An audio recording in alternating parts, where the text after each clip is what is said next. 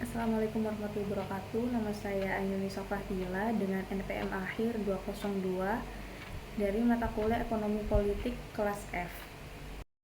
Nomor 1 yaitu hubungan antara ekonomi dan politik menurut pemikiran Aristoteles. Aristoteles sendiri memisahkan dengan ketat antara ekonomi dan politik. Ekonomi atau oikonomia artinya pengelolaan rumah tangga yang berasal dari kata oikos yang artinya rumah tangga dan nomos yang artinya aturan, yang berarti ekonomi itu berkaitan dengan erat dengan bagaimana cara mengelola sumber daya untuk memenuhi kebutuhan hidup. Sedangkan politik adalah ilmu tertinggi. Bagi Aristoteles, politik sendiri bertujuan untuk mencapai the good life atau kehidupan yang terbaik. Oleh karena itu, aktivitas ekonomi harus tunduk pada tujuan politik dan moral. Bahwasannya, ekonomi itu harus berorientasi pada etika, mulai dari faktor produksi hingga distribusi kekayaan. Tidak boleh hanya sekedar mengutamakan keuntungan saja, tapi juga mempertimbangkan keadilan dan kesejahteraan bersama. Nomor 2, perbedaan mendasar antara aliran merkantilisme dan liberalisme klasik dalam hal peran negara dalam perekonomian. Pada aliran merkantilisme, pada aliran ini hanya berfokus pada bagaimana mencari logam mulia sebanyak-banyaknya. Kemudian mulai melakukan perdagangan di luar negeri dan melakukan perdagangan itu sebanyak-banyaknya. Dan mereka mulai membentuk koloni di luar negeri. Mereka mengekspor, mulai meningkatkan ekspor tapi sedangkan melarang ekspor logam mulia.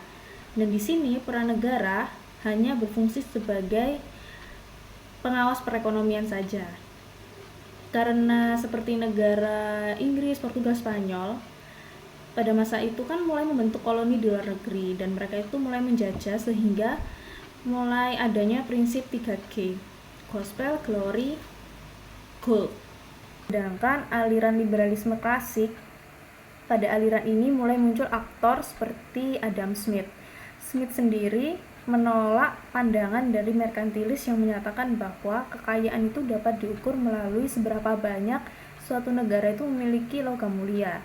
Namun, pada paham liberalisme ini, kekayaan itu diukur dari output yang dihasilkan oleh suatu negara itu untuk menghasilkan barang dan jasa.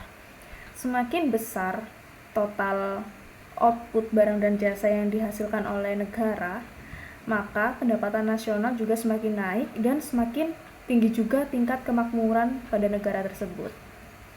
Kemudian pada liberalisme ini sudah mulai menggunakan sistem faktor produksi hingga muncul pasar bebas atau free market. Pada free market juga sudah bebas dari intervensi dari negara sendiri.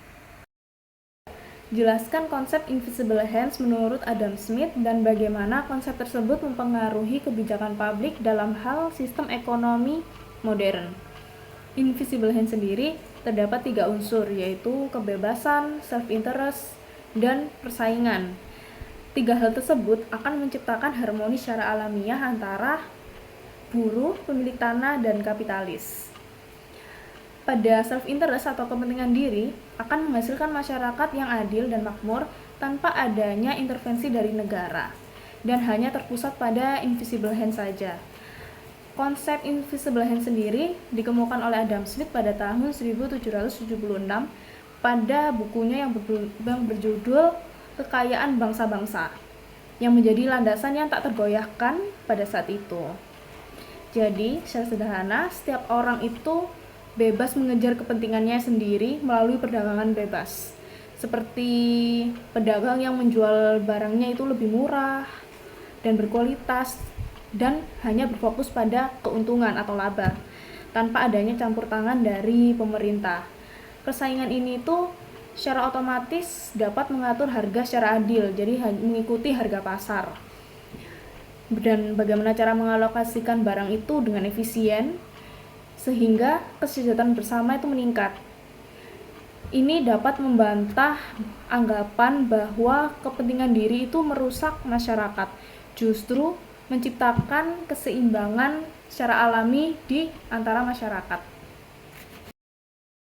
Nomor 4, uraikan kritik Karl Marx terhadap sistem ekonomi klasik, khususnya terkait akumulasi kapital dan dampaknya terhadap ketimpangan sosial. Akumulasi kekayaan ala paham liberalisme, bahwasannya kapitalis itu mengambil hasil kerja buruh berupa nilai lebih dan mengumpulkan kekayaan tersebut untuk kepentingan diri sendiri atau memperkaya dirinya sendiri, sehingga buruh akan tetap miskin meskipun gajinya sedikit naik.